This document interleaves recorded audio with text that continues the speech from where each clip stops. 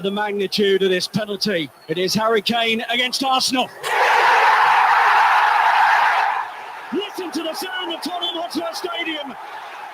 Harry Kane gets the North London derby's greatest goal scorer. Might have his most vital one yet. Rob Holding gets his yellow card now. And it's been a bad 5 minutes for the Gunners. Kaya. Holding blocks the mouthful. He's already been booked. Rob Holding has been sent off in the first half. Son with the corner. Bentancur Kane! He's done it again! Missed the North London derby with his second of the night. Arsenal have been blown away in the last 10-15. Harry Kane 2, Arsenal 0. Kane on the turn. Put Chelsea under some kind of pressure. Here's Kouyaté! Mendy with the save. The follow-up from Anderson, who is surely offside. Now Werner. Look up to see Kai Havertz, and goes over. Gay says it was a dive, and Anthony Taylor agrees. Now then, Kai Havertz. Corner whipped in towards Kouyaté, who comes so close to giving them the lead. This is how close, off the shoulder.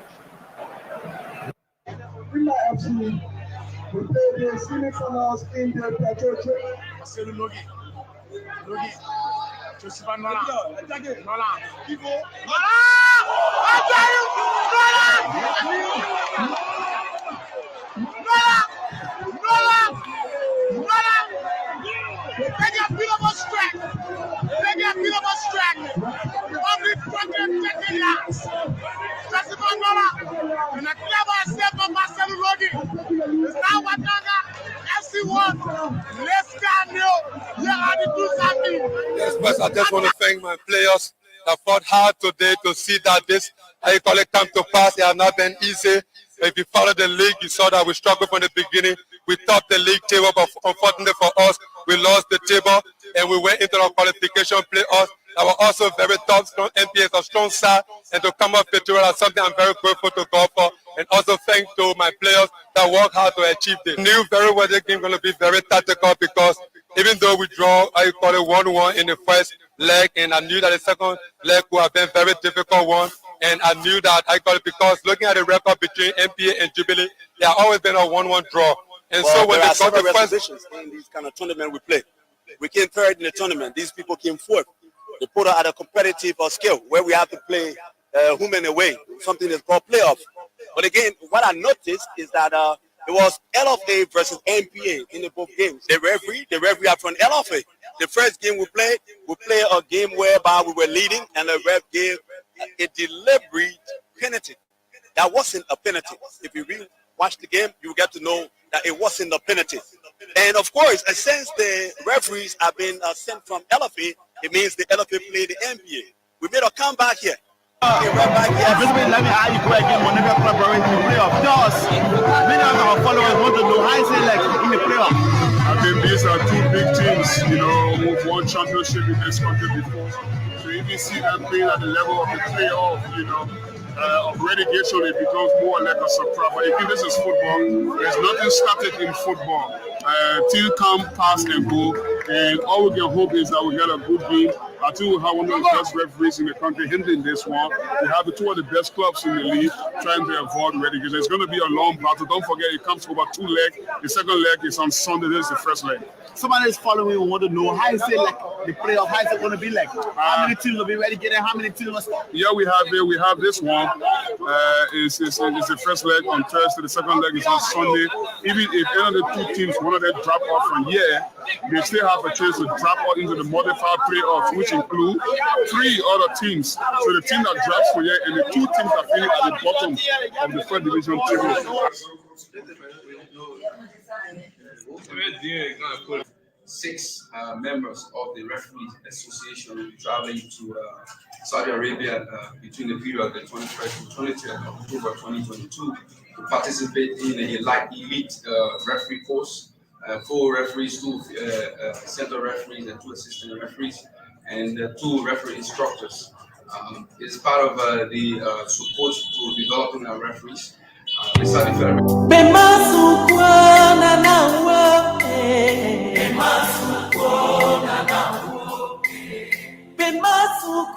Pleasant good afternoon and welcome to the program The Freedom Weekend Sports here on Freedom FM 87.9. This Christmas Eve presentation promises to be quite fiery from us, Selena. We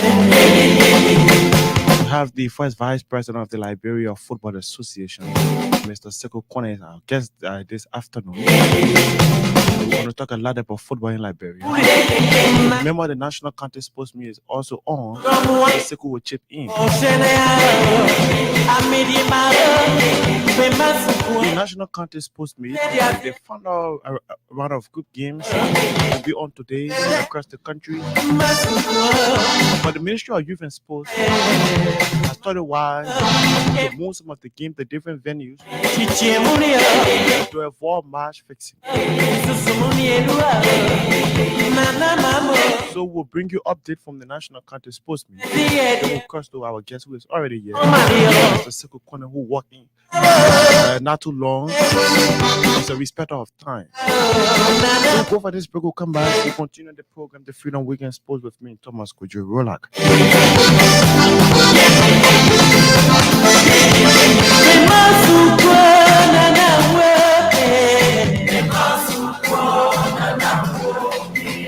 So no time to waste, we have a very major guest today that we'll be talking more, so that I'll run you through with the National County Sports Meet activities. Remember, today is the last day for group games. Teams will be coming to Monrovia if they qualify. So Barca go against Grand Jide. That game will be played at the Dora Williams Sports Stadium in Buchanan.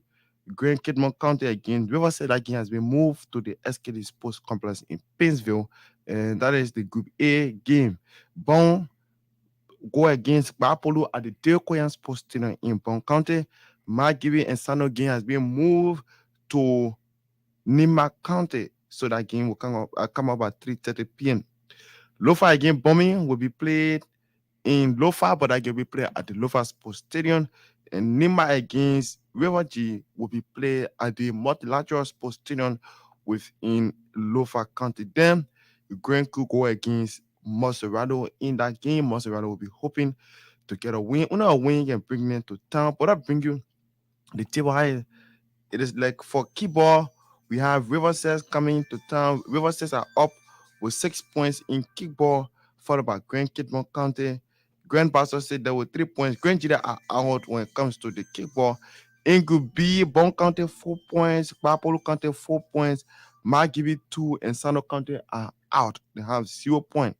Then in Group C, Lofa County 4 points, Nima 4 points, Bombing 3, and then River G County 0 points. Then in Group D for the kickball, Maryland are already coming to town. They have 2 points. Grand Coup 1, Monserrado 1, and Grand Coup and Monserrado will be playing on today. For football, in Group A, Riverside County are true. They have 6 points. Grand Basso 3, Grand Kidmont County 1, Grand Jida County 1. In Group B, Bon County 4 points, Margibi 4 points, Bapolu 3, Sano 0. Meaning Sano are out. In Group C, Lofa County already booked their spots. The former champions have 6 points. Bombing County 4 points, Nima 1, River G 0. And then in Group D, Maryland County have 4 points. They collected a draw on the opening day and a whip. Big Spender Monserrado County 2-0. The moon top of this group of 4 points. And then the game of the day today will see Grand Coup go against Monserrado. So it is hard. It is there for the National County Sports Meet. But me bring you what is happening. Lofa and bombing game, like I told you, will be played at the Fonteman Stadium, while Nima versus the River G will move at the Multilateral Sports Stadium by 4. All of these things are happening to avoid the issue of match fixing, and the game start at the same time. River G go against Grand Kidmont County. That game will be played at the SKD. Remember, Grand Kidmont County have 1 point. River G are already through. They have 6 points. So they will be hoping Grand Kidmont County will be hoping to get a 2-0 win over Riverside and hope that Grand Jide and that of Grand Bassa can play to a draw in Grand Bassa County. For Grand Crew, they will just need a draw. Only a draw will bring them to Monrovia. They will have 2 points. But if they get whipped by Monserrato, it means that Monserrato will be coming to town. So it is how it is for the national county sports. Me, no time to waste. We have our guest already in studio, Mr. Sekou Konneh, who is appearing on the Freedom Weekend Sports for the very first time. Mr. Konneh, good afternoon and welcome. Good afternoon, Kojo. Thank you very much for the invite. It is always good to have football stakeholders, most especially people who are the top of football in Liberia. How's the LFA doing, by the way? Well, we're doing our best. You know, you can't do more than your best. We're doing our best to, meet the expectations of the stakeholders. I mean, of course, it's not without challenges, but we're doing our best. We're doing our utmost best. You were in Basel the last time for Yeah. kick off the national county. Oh, definitely. What was the role you were playing there? No, I was representing the LFA at the opening program. Okay. Yeah, because all of those, especially sporting disciplines that are involved, the leaders will have to be there. So we were there representing the LFA. Okay. So we have a couple of things to talk about here. So Sure. to kick off, firstly, we want to start your position. Vice President, according to information we're gathering so far, has been moved from an elected position to a appointed position. Mr. Sekou Konneh, what is your view on it? Well, football itself, the game itself is dynamic, just like administration of the game is dynamic. Okay. This decision was made by the stakeholders by voting. Okay. So, we're not going to question that. But it's dynamic. Football, like I said, is dynamic. And we, as the players of those involved in the game, will have to look at the situation, look at what is obtaining in the game, and what is help us to move the game forward. So yes, this was a decision of the stakeholders because they voted. You was appointed. You was elected. Yeah, I was elected a couple of months ago. Definitely. And then we understand something that talk about the law not being retroactive at this point. You was elected. Is it applying now, or is going to go on for the next election time? Well, what I can say from that, straightforward, is that the stakeholders who made a decision have the opportunity to review the decision if they feel that it's not, but as an individual, I'm not going to question the stakeholders' decision. And I say this to say that, look, one of our biggest problems as a football family is that sometimes, especially when we go into elective Congress, people are not concerned about those policy issues. The whole focus is about the elections. Okay. So some of those, if some of those policy issues needed thorough discussion to be able to come up with an informed decision, but the concern of the stakeholders primarily will be on election matter. So there are congresses before the next elective Congress if the stakeholder feel to review it, but that was a decision. They voted on it. There has been a series of issues with football in Liberia. One have to do with the national team. We have games coming up in March against South Africa. Since the Liberia Football Association announced on August 2 of this year that people should apply if they wanted to coach the national team. Yeah. We are yet to get information from the LFA about those who apply. Can you tell us more about it? Well, the process is ongoing. Look,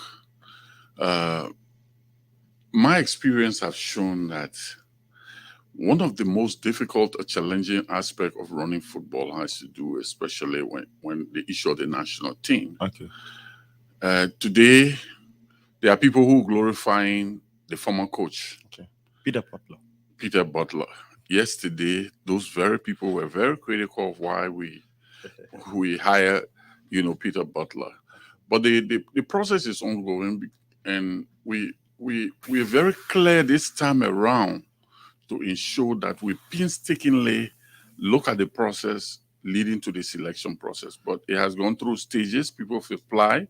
The committee has been reviewing. The committee has made 2 reports at the executive committee level, and those reports were critiqued, and the committee has gone back to review and come and they will make their report, and when those reports are clear, and then we get back, and I think we are almost at that level. Hassan.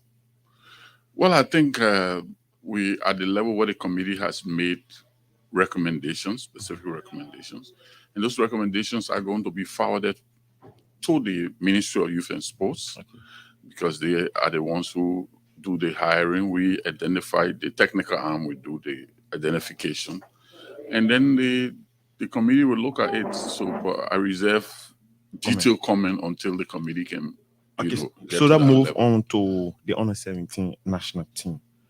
The guys were sent home for alleged age cheating in Mauritania. An investigative team was set up by the LFA. How far are we with that investigation? Well, the head of that investigation team provided some reports in our last sitting. But in our next meeting, I'm sure they'll be able to finalize present a final report. Can the public get to know some of the Oh, details definitely. of the report? But no, basically, the why and why not are issues that are going to be discussed. So basically, why, for example, the head of the delegation will report on what he experienced, what they went through, leading to the disqualification, and the coaches and all those involved, all those stakeholders are going to, present their own side of the story, leading to a, decision by the executive committee, on this matter. But look, frankly speaking, this was one of my worst moments in football. It was devastating for all of us involved because of what we invested into these young people and the kind of hopes and aspirations we had. Unfortunately, the issue of age cheating is a very difficult situation. I'll explain to you, for example, even at the level of where you go to the Ministry of Foreign Affairs to get passport, that process is not free of, cheating, because basically people are requested to bring birth certificates. Those processes are easily manipulated at this different level. But if somebody comes and I'm challenging you to look at this and bring a passport, a national passport or a birth certificate, and say this is what, how do you question that when this is from a government entity that is supposed to? Meaning, the fact that we're looking at all of those things today, we're getting this kind of result means we need to review the entire process, meaning with the schools, and we're involved with the schools. I'll give you an example of what is going on, the talent identification process that is going on now with the under 15. You will not believe, I had a privilege of speaking to some of the parents, just calling. We have this situation here, your son is participating in this thing here, and we want to verify his age. The mother says the same thing the child said to you and the coach said, but then our investigation have further said proven to us that they even tutor the parents on what to say because of the desperation. People want to participate in these processes, and more than that, the mentality of just winning at all costs instead of looking at the reality and implication, the bigger implication, like what happened with this was a devastating, decision that affected not just the kids, their parents, but we that are running football, So what are you people doing to avoid further future embarrassment of such? We've been very, very tough in our review process. And we're clear about some of these things. It's difficult, but look, the bottom line of some of these things is that we got to, we involve the parents, we've involved the schools, we've involved the communities. But sometimes it's still difficult. You still see some of these things sneaking through, the process. But we are very clear. Someone suggested that, one of the things you need to do is to have the machine here.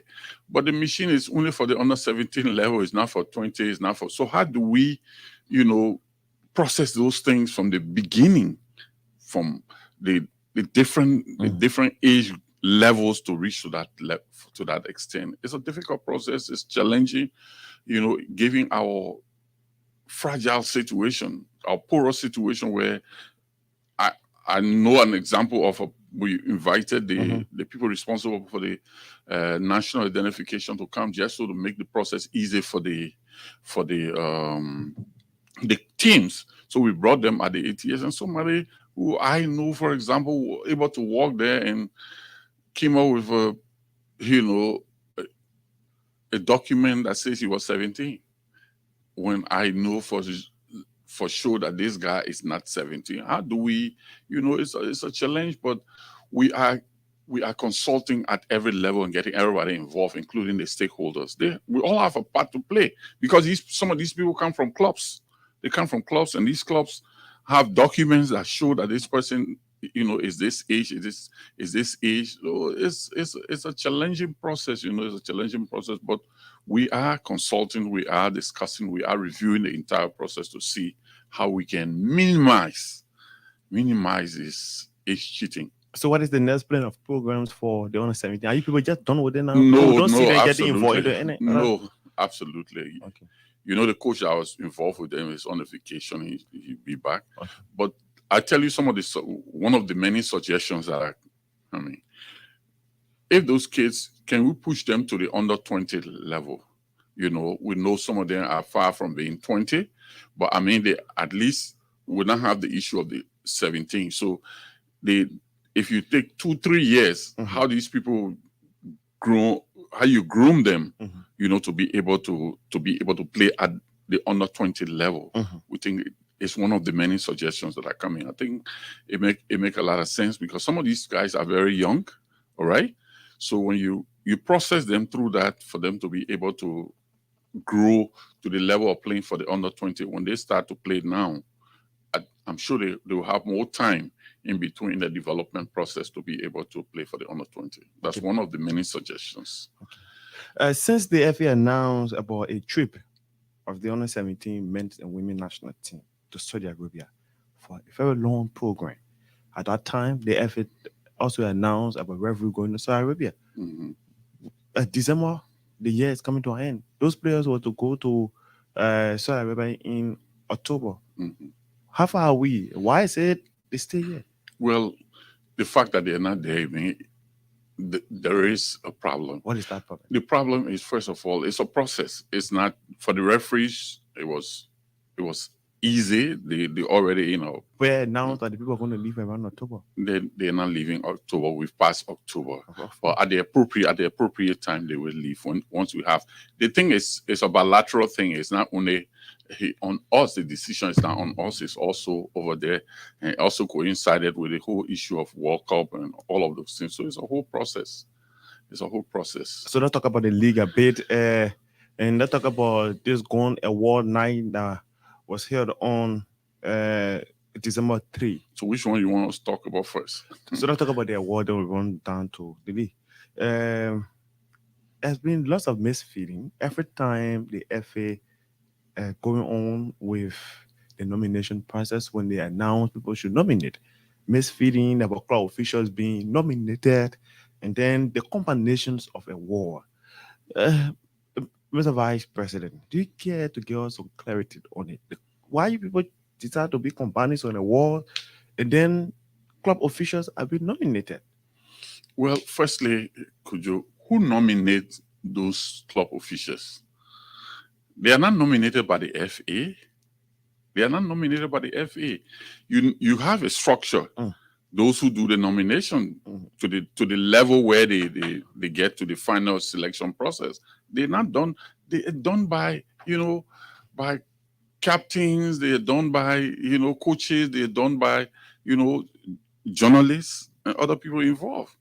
So if an individual is nominated, so we are supposed to make a determination to say, oh no, this person. All I can say about that is that how do we refine the process? Okay. That's key. It's been a learning process from the beginning, and you agree with me from when we started that process, the whole award, and to where it is today. You realize that there have been some improvement. We, as these issues come up, we review them and try to see how we can perfect it. And that's why we're trying to do. We want to ensure that the process, firstly, one thing that is clear, it will be void of interference from FA officials. Okay. I can guarantee you that we are not. We've set up an independent committee that is doing this process. We trust their ability. We know that. I mean, people are not. But at the end of the day, the whole process itself, we all gonna do it together, along with others. I mean, stakeholders. Where we sit together, look at the process, review the process. But let me tell you some of the things that are happening with these things. If captains are supposed to vote, instead of the captains voting, maybe they are accompanied by maybe the president of the club or this person, and of course, you try to question the independence of that individual to do this voting.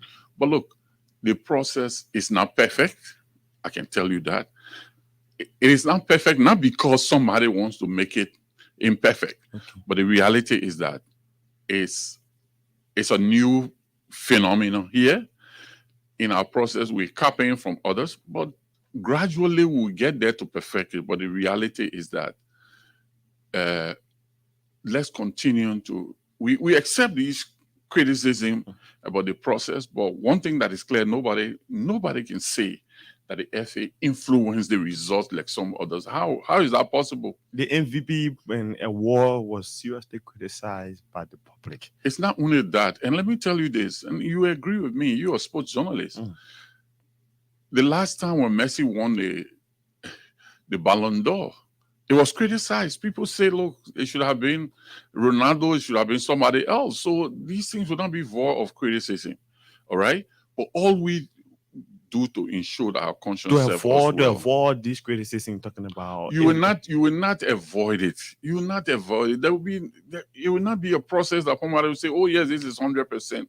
But we want to ensure that we minimize these low, if I may borrow from the Minister of Finance, these technical glitches, avoid those glitches so that, people see it clearly that, this is the person. And we all agree that we want people to win those awards, people who deserve it.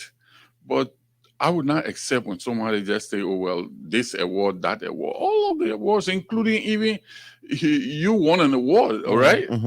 I mean, you have not heard critical comments from other people that somebody deserves it more than you. You see, so those things are normal human reaction to those kind of things. So we're not going to be, I'm not saying we're not going to be bothered by it. Those concerns are going to be taken into consideration, and we sit with the committee to review those processes to ensure that we try to perfect it. But it's not being influenced by anybody. Okay, great. We no longer have the petrol trade people sponsoring the FA Cup. We now have Orange. You people announced new deal, but you people didn't tell us how much in the deal and how long it's going to last for. You mean which deal? For the one that replacing the petrol? Yeah. Firstly, the petrol trade. Our economic situation. I mean, all of these things are based on the economic reality of our country. If petrol trade was sponsoring and then they come to the realization that, oh, well, they prefer putting their money in this one than this one.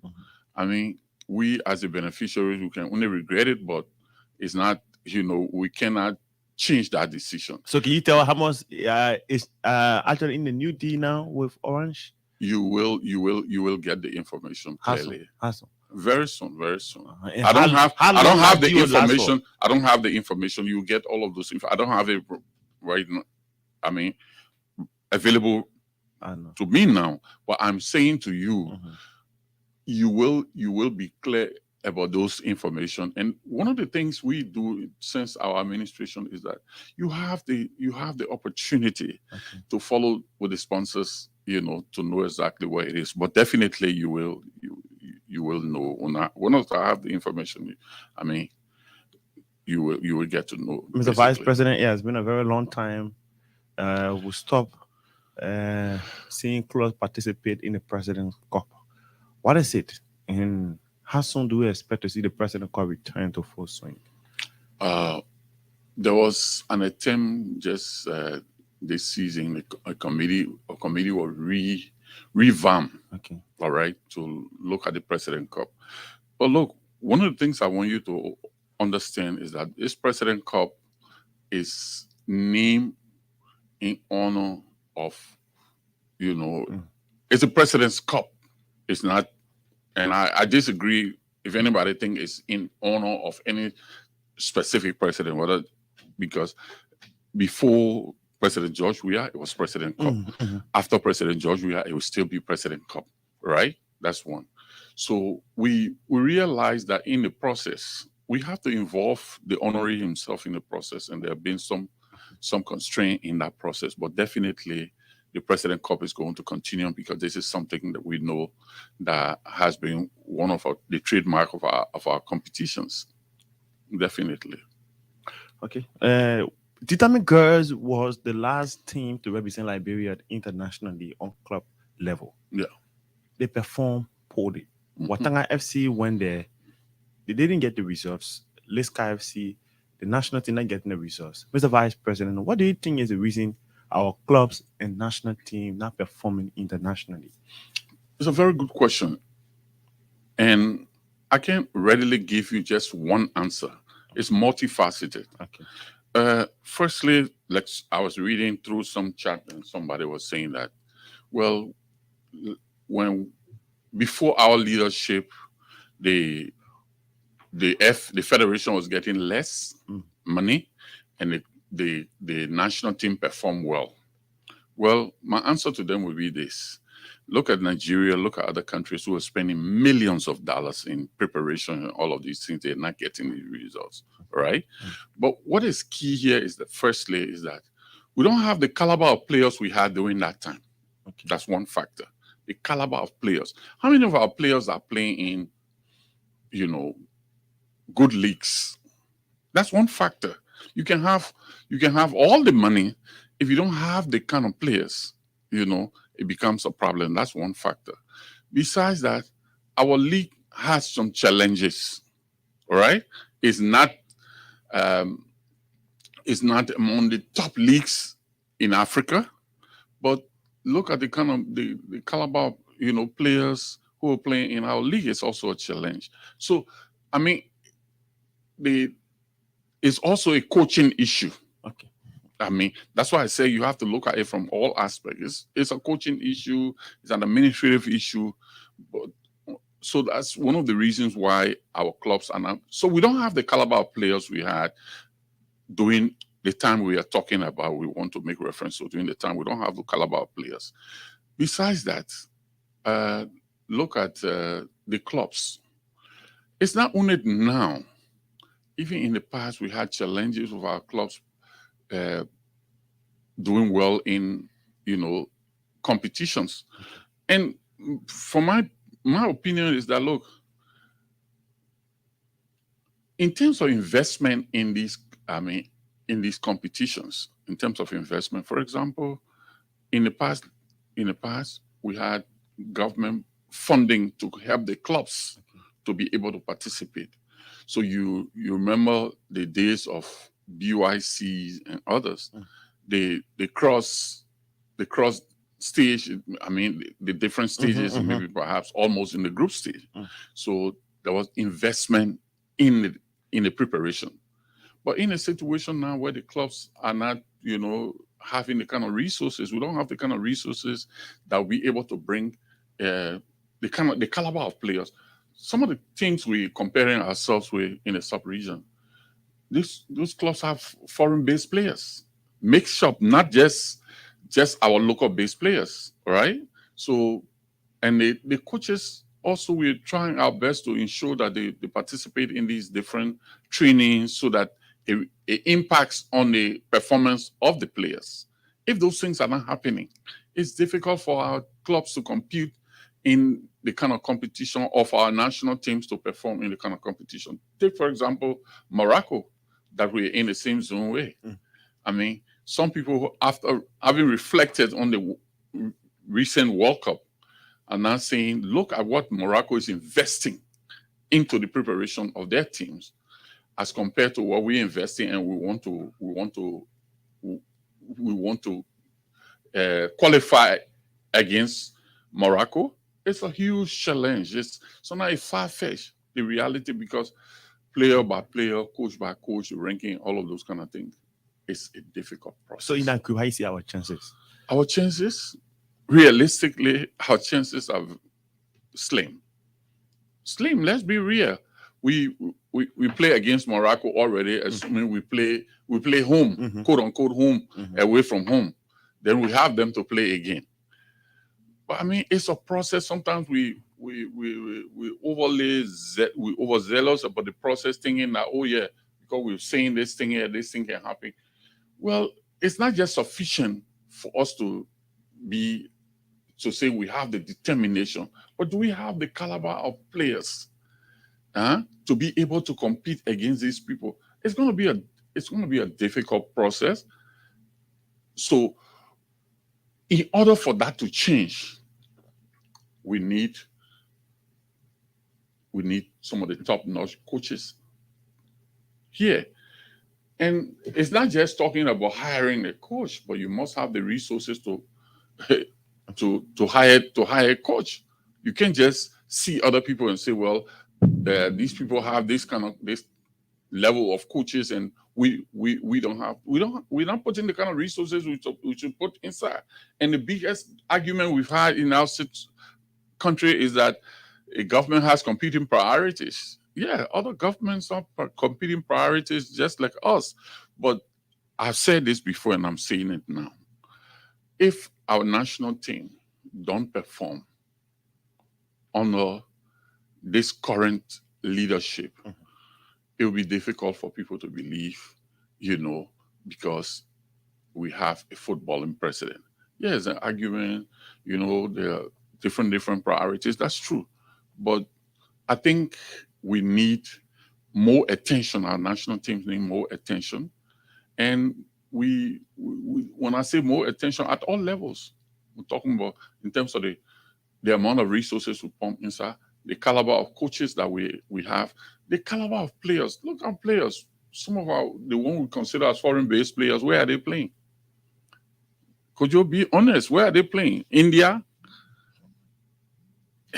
Where, in fact, in terms of football ranking, maybe Liberia is even higher than some of the countries some of these people are playing. Then you expect, miracle to happen. It's a difficult process. It's a huge challenge we are faced with. And I said to one of my colleagues one time, perhaps we're in a leadership the wrong time. Because maybe from all indication, people expect, their expectation out there is that with President George, we are at the helm of authority. We're supposed to do our best. Yes, that's true. But that is not what is happening right now, That's not what is happening right now. Sekou Konneh is the first vice president of the Liberia Football Association. He's my guest this afternoon on the program, The Freedom Weekend Sports. We're talking Liberian football, the way forward. Mr. Konneh been here. You've been talking a lot. Sekou, okay, go ahead. I wanted to talk a little bit about, you mentioned about the Kante meet. I'll be honest, from all indications, and whether people agree with me or not, the Kante meet has lost its essence. Why? Firstly, what was the whole goal of the whole Kante meet?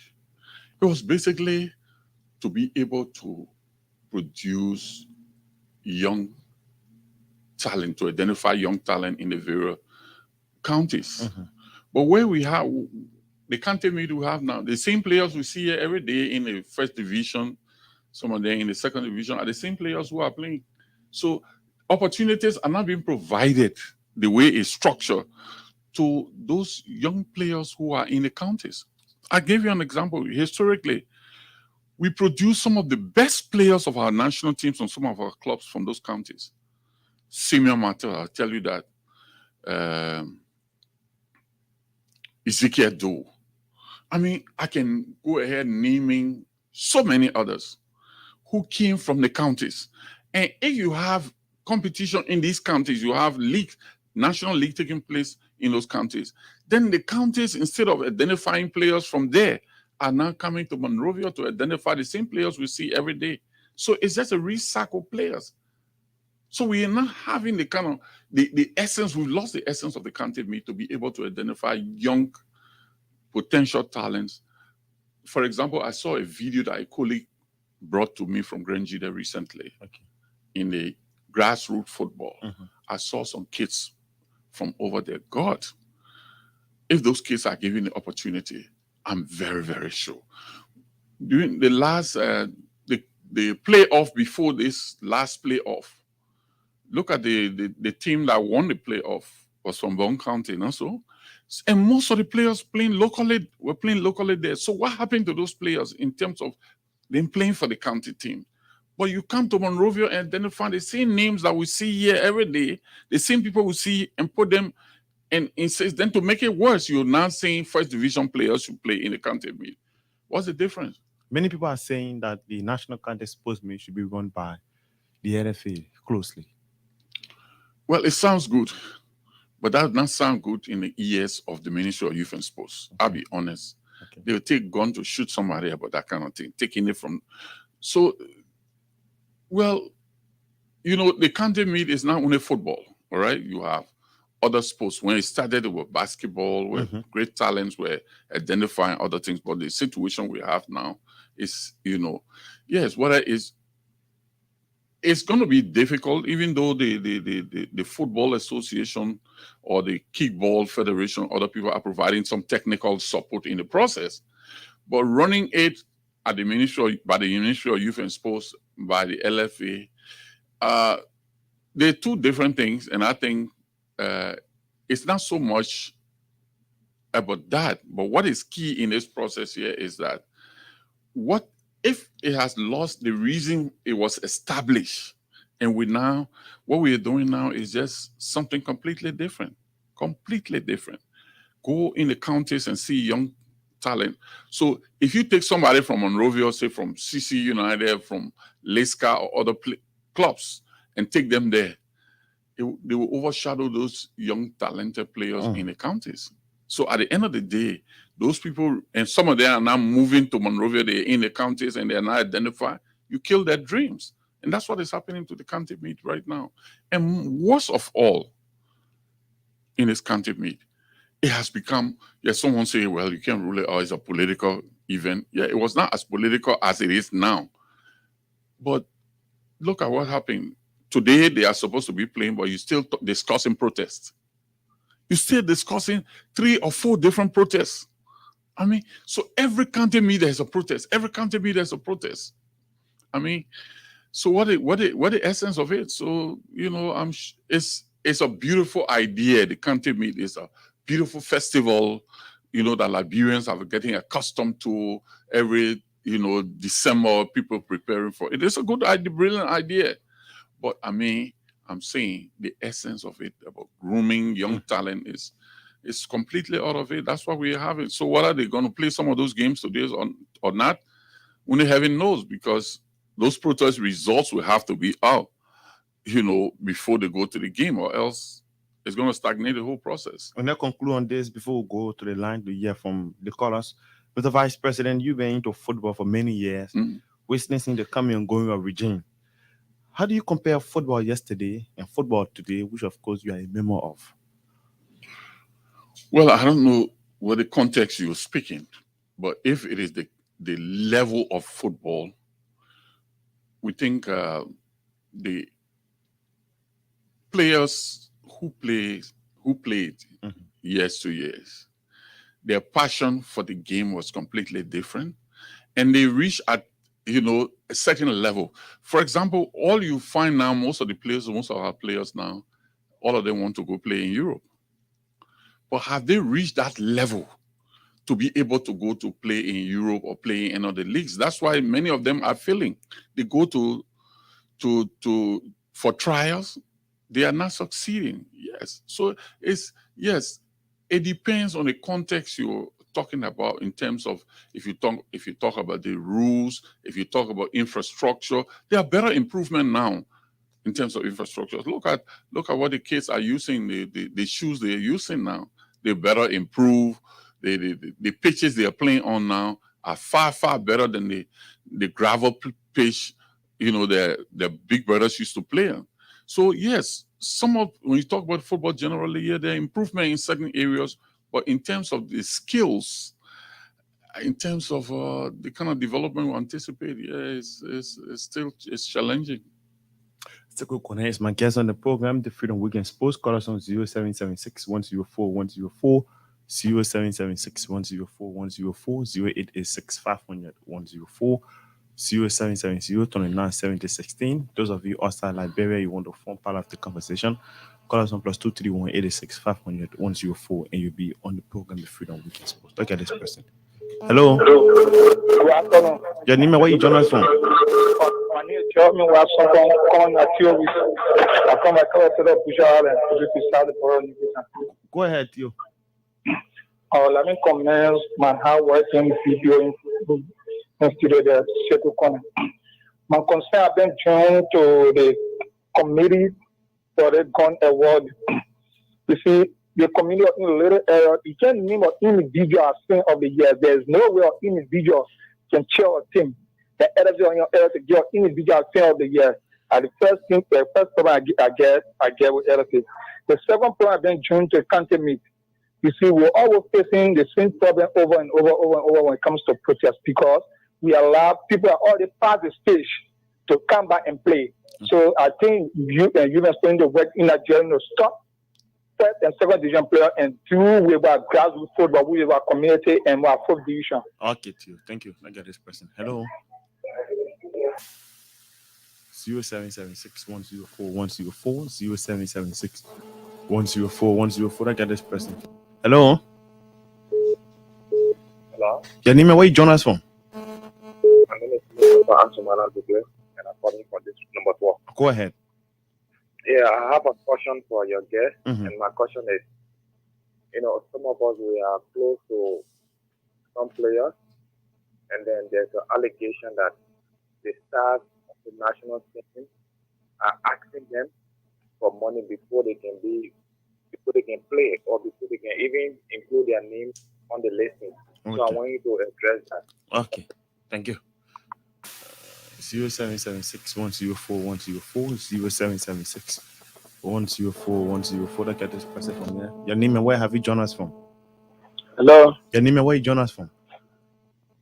Hello. Yeah, go ahead. Your name and where you join us from?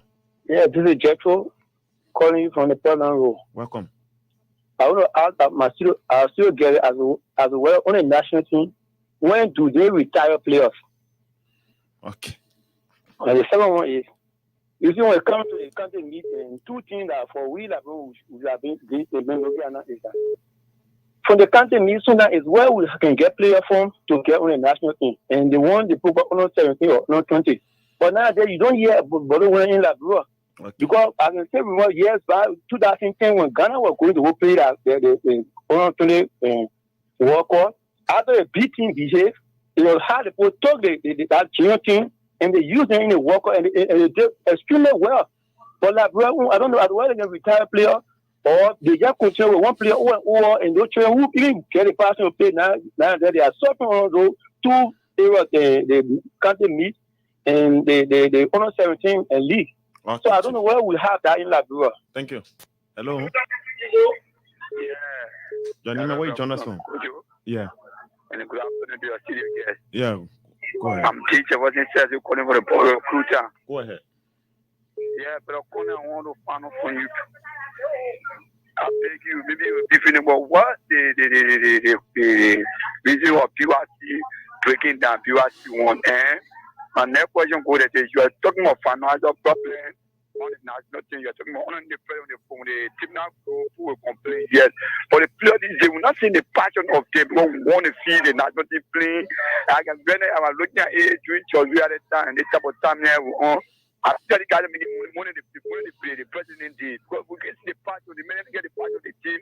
Like that will make football. I will football on national team. Okay, Chief. Thank you. Okay, this person. Nime, where have you joined us from? Oh, it's down. Go ahead.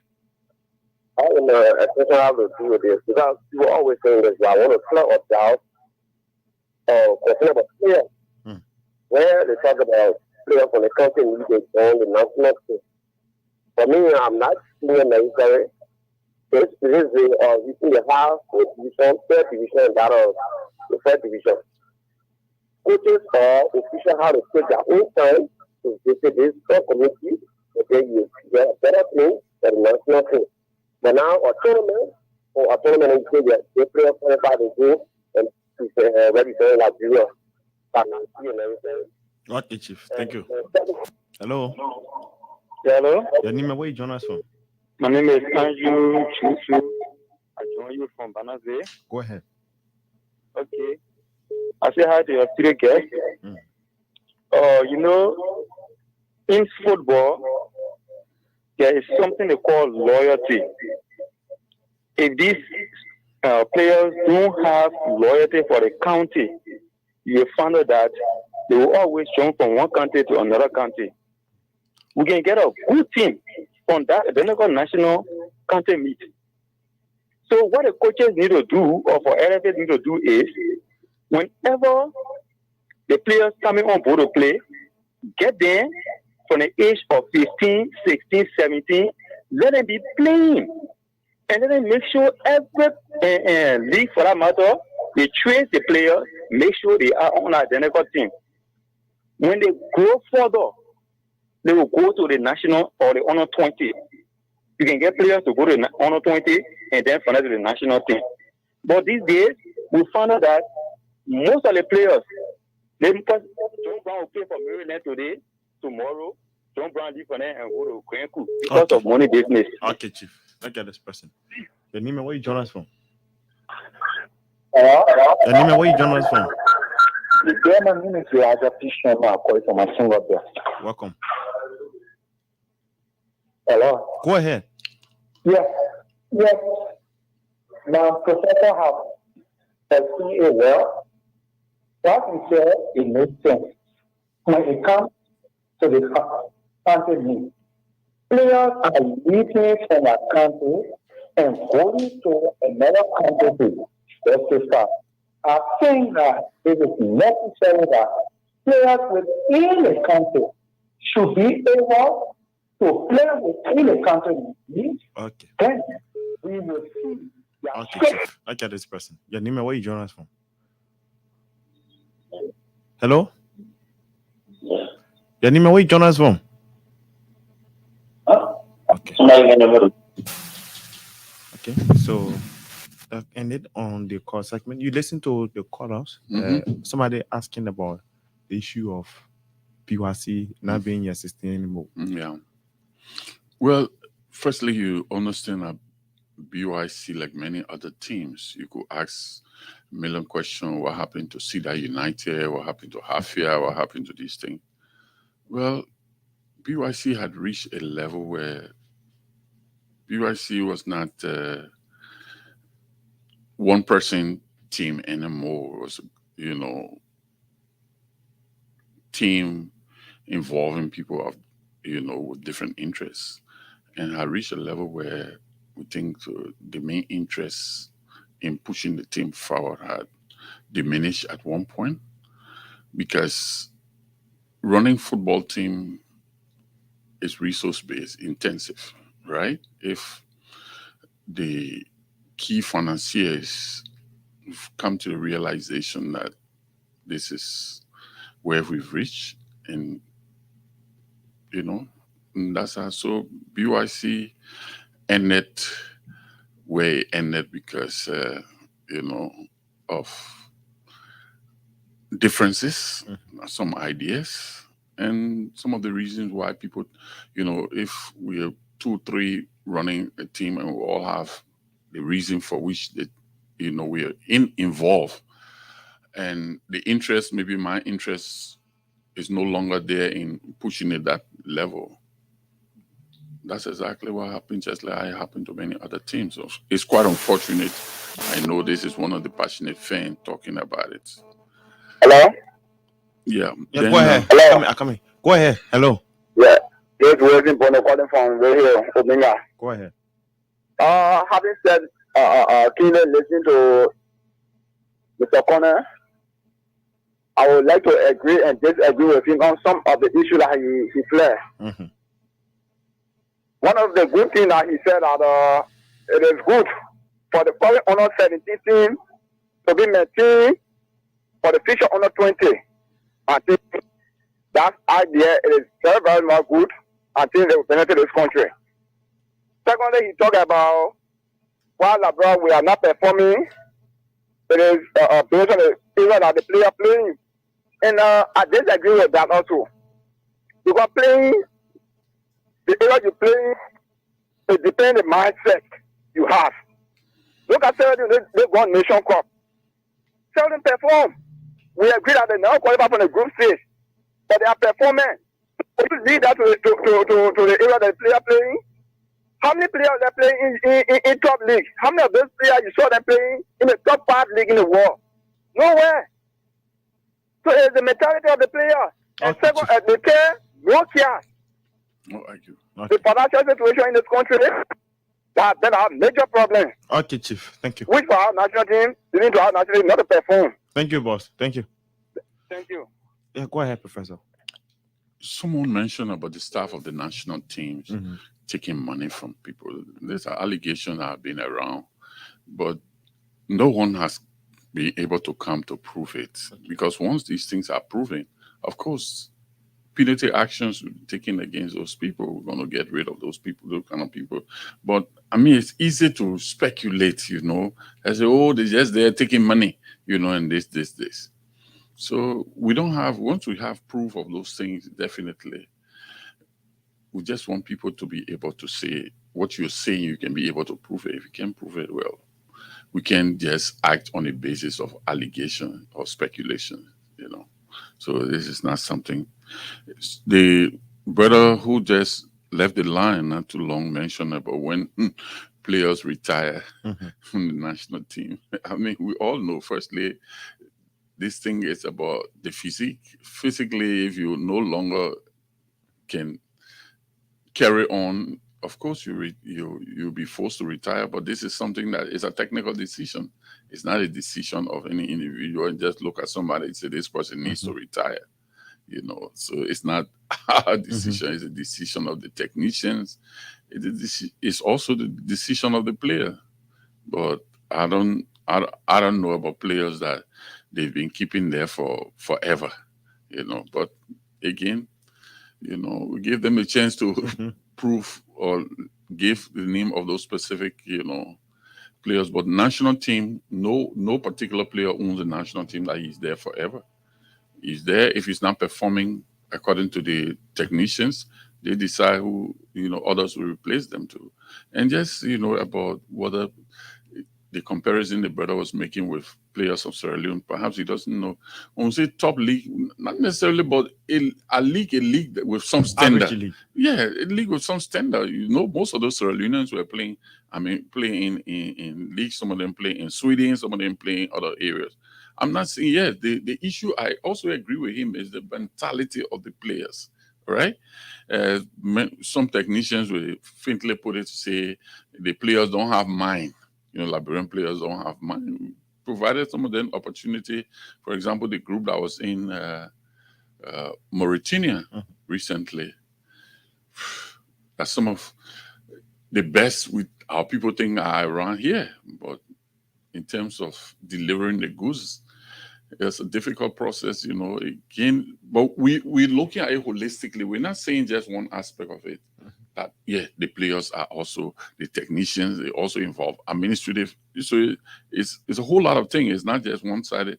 Some of the players look at, and like I've had the opportunity from the FA side to speak to players from clubs, where some clubs have problems that were influencing those players negatively. No, we needed to talk to these players, and some of the things we explained to those players were simple. Firstly, you need to show appreciation to the clubs who are giving you the platform to be able to play, to showcase your talent. If you're not appreciative of those things, then besides that, the lifestyle of our players, some of our players, is also killing us. If you have players who, after game, the next thing they're there with shisha and all of those kind of negative things, they influence and impacting the game. So today you see a player, no consistency. Today the man perform, you praise him tomorrow again, he's no longer there. No consistency. It's about their own individual drive as to what they want to achieve out of it. Yeah. And I just close on this. A very passionate football fan, Yuri Miller, has been away from going to the LFA facility for a very long period of time. Is the FA? What is the FA doing with Yuri Miller this time? He said what the FA doing. The FA doing plenty of other things instead of that. They're worrying about Yuri Miller, my son Yuri Miller. The last time people talk to the American embassy to protest for Yuri Miller. And I know the news reached the FA. And what did I do? So that's why I'm asking. Yeah, so the issue of Yuru is somebody that I talk to all of the time. We must also respect the rule of law. If the fact that many people are not talking about is that Yuru went to the FA Congress, particularly disrupted the Congress. Yeah, which of course I would. You all know, you got to video the pictorial. And a complaint was filed against you to the relevant committee. Not many of the people who talking about Yuru today talking about that. Yuru was invited. Yuru provided an excuse that he couldn't go because of his lawyer advising him not to go, or and X, Y, Z. So I've spoken to Yuru, I've spoken to people close to him that, look, this thing have been done with. If you had gone there to just provide yourself the story, and at the end of the day, the committee is an independent committee. You'll be able to make a decision instead of running up and down with this thing here. So I think basically people just need to just stick to what the real issue is. And let's take a closing statement, Mr. Konneh. We're out of time. Let's take a closing statement. I want to thank you for the opportunity. This is my first appearance here, and I think I want to thank you. Thank the stakeholders, because it is the stakeholders who are helping. They are holding the stick, as we normally say. But for our football to grow and develop, it's not about, castigating each other on stories that are not factual. Okay. I accept criticism, and we all should accept, but criticism on the basis of facts, all right? Make suggestion, and we all will move ahead, but we are where we are, and we need to move forward, and we need the ideas and support and suggestion from all stakeholders to make our football what it ought to be. Thank you for the invite. Thank you.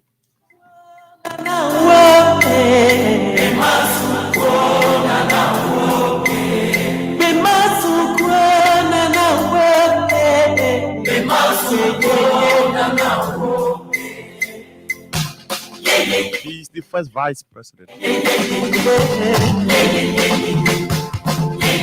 He's taking us home to today's presentation of the program, The Freedom Weekend Sports. I'd love to say many thanks to you, Mr. Sekou Konneh, for coming in to share the Saturday lunch with us on the program, The Weekend Sports. Until then, I'm Thomas Kojo Rolla. Have a very pleasant time.